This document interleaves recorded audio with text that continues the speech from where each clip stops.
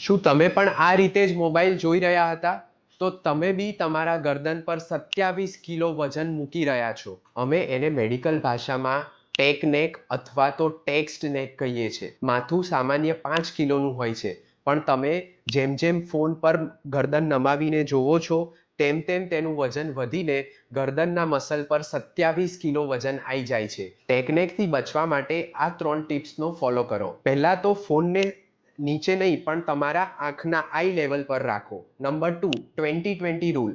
Laptop સામે 20 minute જોયા પછી તમારી નજર ત્યાંથી હટાવીને ગરદનને પાછળની બાજુ લઈ કસરત કરો.